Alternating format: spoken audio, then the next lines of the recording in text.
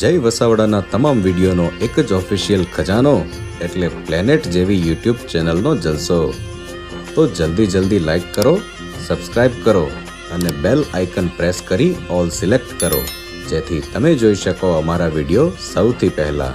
આજે શબ્દલના આપના લેખમાં જે આપે અંત તરફ જે લખ્યું કે બીજાને રંગ આપતા આપતા સ્ત્રી સ્વયં ગુમાવી દે છે ગળતા અંગોની જેમ જ એના રંગો, તો એ રંગો જાળવવા શું કરવું જોઈએ સમાજે અને સ્ત્રીએ? સરસ પ્રશ્ન છે.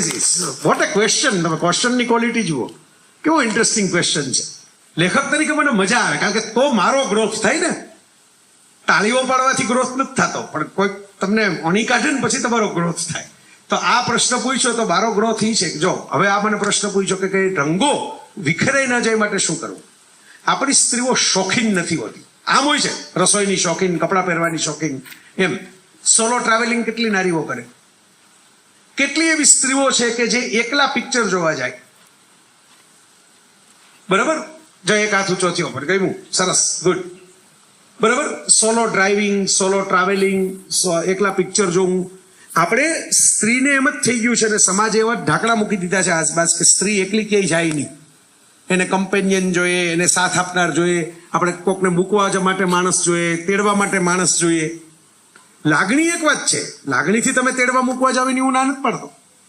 હું એમ કહું છું કે સ્ત્રીઓના રંગો એટલે વિખરાઈ જાય છે કે સ્ત્રી આત્મશક્તિથી બોલી નથી શકતી.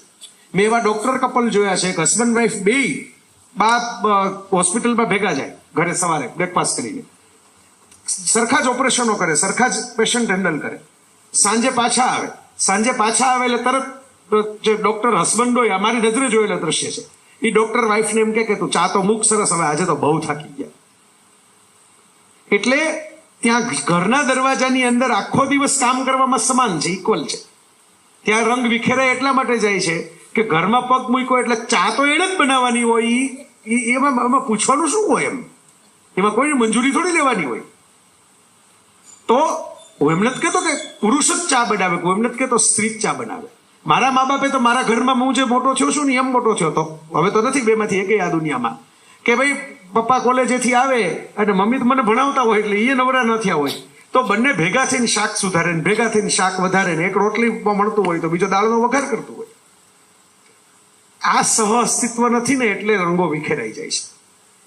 મોટા ભાગના મમ્મી પપ્પાઓ દીકરીઓને એક ઉંમર પછી પહેલા બહુ લાડ કરે, બહુ વાલ કરે, બહુ બધું ચોકલેટ, આઈસ્ક્રીમ બધા ઢગલા કરી દે, જે કપડા બપડા જોતા હોય.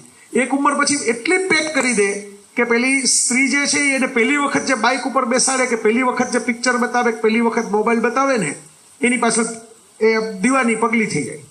હું હસતા કહું કે 1.5 વર્ષની છોકરીને અજાણ્યા સાથે તેડો તો બતાવો, હાલો, હું અજાણ્યો છું ને. આ નાનકડી કોઈક બાળકી હોય 1.5 વર્ષની, 1.25 વર્ષની, હું સાવ નાની કરણની જ દીકરી જેવડી, બરાબર, સાવ નાની હોય તો મારી પાસે આવશે, કારણ કે ત્યારે તો હજી એને મમ્મી પપ્પા ઓળખતા નથી આવડતા. એકવાર એને ખબર પડી ગઈ કે મમ્મી પપ્પા કોણ છે, હું અચાનક ભાવથી તેડવા જાઉં તો રડારોડ કરી મૂકશે, સિવાય કે મમ્મી કે પપ્પા એપ્રુવ કરે કે આ જય અંકલ પાસે જવાય. રાઈટ? 2 વર્ષની છોકરીને આટલી સમજ તો ઇન્સ્ટિંક્ટ બાય નેચર છે ને. 22 વર્ષની છોકરીને કેમ નથી પડતી કોની પાસે જવાય ને કોની પાસે ન જવાય? કારણ કે એટલી પેક વાતાવરણમાં તમે ઉછેરી લીધી કે પહેલા જે ઓલી હવાની લેરખી આવે ને એ એને સૂર્યનું કિરણ જ લાગે, ભલે એ સૂર્યને બદલે ટોર્ચ હોય. એને એમ લાગે કે આ પેલું જે લાઈટ આવી ને એ તો આને જ સૂર્ય કહેવાતો હશે, કારણ કે સૂર્ય દેખાડો જ નથી. તમે પીધેલો માણસ બાજુમાં આવીને બેસે તો શું કરવું એ એને ખબર પાડતા પહેલા પીધેલો એટલે શું એ તો ખબર હોવી જોઈએ જ નહીં એને. તમે એટલા બધા પેક રાખો તો ખબર જ નહીં પડે, કોઈ મૂર્ખ બનાવી જાય, કોઈ ચીટ કરી જાય, કોઈ આંબા આંબલી બતાવી જાય. એટલે મા બાપોએ બહુ પેક રાખવાને બદલે એને ભેગા રહેવાનું. હું નથી કહેતો કે છૂટા મૂકી દો એટલે તમે કંઈ એને દુઃખી કરવા માટે મૂકી દો. ટ્રેનિંગ આપો, એકલા રસ્તા કાઢવાની ટ્રેનિંગ, સામા જવાબ દેવાની ટ્રેનિંગ, કોઈ આડી અવળી રમત કરે તો એને હાથ પકડીને જાહેરમાં બોલી જવાની ટ્રેનિંગ. ફિલ્મની એક્ટ્રેસ કક્ષાની જેને લોકો કરોડો રૂપિયા આપી દે છે એ 20 વર્ષે એમ કે મારું શોષણ થયું હતું, તો એના કરતા તો ખરેખર આપણે ત્યાં જે વાસીદું કરવા સાવાણીની સળી લઈને આવે છે એ વધારે હોશિયાર નહીં. એનો તમે બાવડું પકડો તો એ જ મિનિટે કહેશે કે ખોટું છે, રાડ કરી મૂકશે. અને ઓલી 10 કરોડ રૂપિયા લેનારી 50 જગ્યાએ સેલિબ્રિટી તરીકે આમ હાથ હલાવનારી સ્ત્રી છે એ 20 વર્ષે એમ કહેશે કે મારું શોષણ છે. ઇટ શોઝ કે તમારે આ રંગો વિખેરાવા ન હોય તો આત્મશક્તિ મજબૂત કરવાની તાલીમ સમાજ આપવી પડશે. શારીરિક શક્તિની પણ આપો, માનસિક શક્તિની પણ આપો.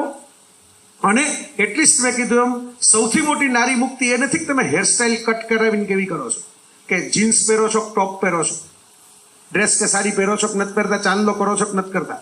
નારી મુક્તિ એ છે કે તમે સેલ્ફ ડિસિઝન લેવાને કેપેબલ છો કે નહીં, આત્મનિર્ણયનો અધિકાર તમારી પાસે છે કે નહીં. અમારે જો અશોકભાઈ ને પ્રજ્ઞાબેન તો અમેરિકા જોયેલું છે, બરાબર. અમેરિકાનો ડ્રાઈવર આવ્યો આપણે ત્યાં બારડોલીમાં, સુરતમાં, રાજકોટમાં ન ચાલે. ભલે ને ત્યાં ગમે એવી લક્ઝરિયસ કાર 3.5 કરોડની ફેરવતા હોય, શું કામ ન ચાલે? કારણ કે એને સ્ટ્રગલ નથી જોઈ. એને સ્ટ્રેટ રસ્તા, સાઇનબોર્ડ, આ સાઇનબોર્ડ ઉપર વળી જવાનું, આ સાઇનબોર્ડ ઉપર આમ જતું રહેવાનું, બહુ કંઈક થઈ જાય તો 911 ઉપર કોલ કરી દેવાનો, તો કંપની આવી જાય, હેલિકોપ્ટર આવી જાય, એક્સિડન્ટ થઈ જાય તો સાઈડમાં જતું રહેવાનું. એટલી બધી સ્મૂધ એન્વાયરમેન્ટ જોયું છે કે આપણે અહીં સૌથી પહેલી સ્ટ્રગલ આવે, તમે સુરતના, જૂના સુરતના નાનપુરા ને એવા વિસ્તારમાંથી કાઢી હાલો, બરોબર. એ આઈનો ડ્રાઈવર કાઢી શકશે, રિક્ષાવાળો કાઢી લેશે 3 પૈડાની વાહનમાં, 4 પૈડા નહીં જોઈએ, બરોબર. સાયકલ વાળો 2 હાથ છૂટા રાખીને કાઢી લેશે. સ્ટ્રગલ કરે ને એને જ હંમેશા ક્ષમતા વધારવાની તાકાત આવે. જો દીકરીઓને મજબૂત બનાવી હોય તો દીકરીઓને સંઘર્ષ કરતા શીખવાડો, ખાલી સફળતા આપતા ન શીખવાડો, સંઘર્ષ શીખવાડો. ખૂબ સુંદર. આ તો મારે પિતા તરીકે મારે આ બધી વાતો ઉતારવાની જરૂર છે. બહુ મૂંઝાતા નહીં હો. પછી મૂંઝાવાની તો છોકરી પછી એમ કહેશે મોટા થઈને કે પિતાએ તો એટલા બધા જ્ઞાન ઠલવી દીધું. કાન ખેંચવા તમે બા બેઠા છે, પ્રજ્ઞાબેન બેઠા છે, એટલે એ તો ચિંતા જ નથી, મોજ કરે છે. પણ ખરેખર આપણે સૌ આ રસ્તે જો ચાલીએ, સ્ટ્રગલ તો જરૂરી છે, દીકરો હોય કે દીકરી, બંને માટે. બોર્નવિટા બોય આજે આપણને જરૂરી જ નથી, બરાબર. પથ્થરમાંથી પાણી કાઢે એવો જ દીકરો પણ જોઈએ ને એવી જ દીકરી પણ જોઈએ. તો ખૂબ સચોટ વાત. મેં આ જરાક વાત લંબાઈ ગઈ, પણ આજના દિવસે કામની છે એટલે હજી એક લીટી ઉમેરી દઉં. મેં એક લેખ લખેલો, સેથા અને તવેથાની બહારનું વન્ડરલેન્ડ. લેખનું ટાઇટલ હતું સેથો, બરાબર, અને તવેથો, એટલે કિચન એન્ડ મેરેજ એ સિવાયની પણ એક દુનિયા છે ને. તો મેં લેખમાં એમ લખેલું કે મેં કંઈ એન્ટી મેરેજ કે કોઈ લગ્ન કરતા નહીં ને મેં અમે નથી કર્યા તમે ના કરો ને આવું કંઈ નહોતું લખ્યું, બરાબર. મેં એવું લખ્યું હતું એની અંદર કે તમે તમારી યુવાન દીકરી હોય જેની જેવી પોસાણ, કોઈક અમેરિકા ફેરવવા જઈ શકે, યુરોપે ફરવા જઈ શકે, અને કોઈક રાજસ્થાન ફરવા જઈ શકે, કે ગુજરાત ફરવા જઈ શકે, ખાલી ગુજરાત, તો કમસે કમ એને તમે કહો તો ગ્રેજ્યુએટ થયા, ગ્રેજ્યુએટ થયેલી દીકરીઓને ફરવા મોકલો, કેમ્પમાં મોકલો, ટ્રેકિંગમાં. ગિરનાર ચડાવો ગિરનાર ચડાવો ટ્રેકિંગમાં, હો, રોપવેમાં નહીં, બરાબર. હિમાલયમાં મોકલો, રાજસ્થાન મોકલો, જેવી જેની પોસાણ. કોઈકની પાસે એટલા જ પૈસા છે કે ખાલી ગુજરાતમાં ફરી શકે તો ગુજરાતમાં દીકરીને ફરવા મોકલે, કોઈકને એટલા પૈસા છે કે યુરોપમાં ફરવા મોકલે, યુરોપમાં મોકલે. ઘડતર તો થશે. ઓલા ક્વીન પિક્ચર આ મુદ્દા ઉપર તો બનેલું છે આખું. સાવ ગભરું દબાયેલી છોકરી એક વખત માથે પડ્યું એની માથે તો કેટલી બધી કોન્ફિડન્સ વાળી થઈ ગઈ, રસ્તો કાઢતા શીખી ગઈ. આ બહુ એવું લાગે તો થોડું રિમોટ કંટ્રોલ હાથમાં રાખો, થોડું ઘણું મોબાઈલ છે આજના યુગમાં એનો પોઝિટિવ ઉપયોગ કરો. રોજ 4 વિડીયો કોલ કરવાના, જરૂર પડે તો આ નંબર ઉપર ફોન કરી દેવાનો, જ્યાં ગયા હો ત્યાંના 2 નંબર આપી દો, બરાબર. હવે તો પૈસા પણ તમે સીધા ડિજિટલ થઈ ગયા, ખિસ્સામાં રાખવાની જરૂર નથી, પણ મોકલો. ટૂંકમાં 4 દિવાલમાંથી બહાર કાઢો.